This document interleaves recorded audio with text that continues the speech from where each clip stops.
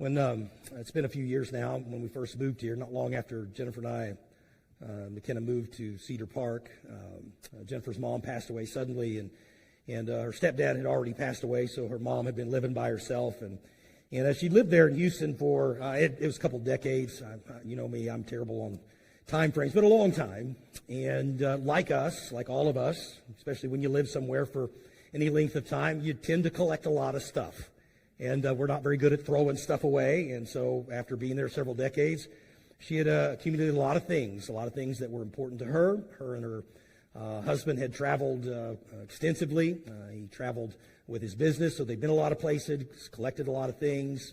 And so when she passed away, it was really up to Jennifer and I to basically settle the estate, if you could put it that way.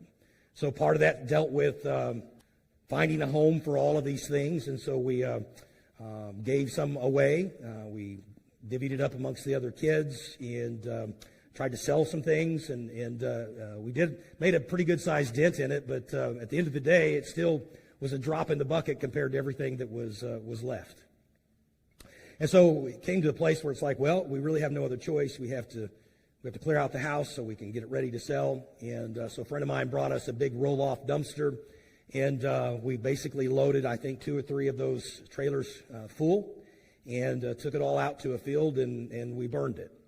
And in that process, as some of you have been through this, and so you already know the emotional baggage that goes with this. As you're standing there and you're looking at this bonfire, you're torn because you realize we can't give all of this stuff away.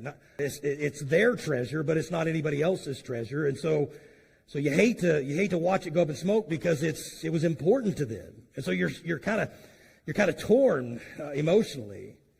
But then on the other hand, when I'm standing there, this sobering thought hit me: is there's a person's life right there, and while it was important to her, she doesn't need it now, and it all goes back to dust.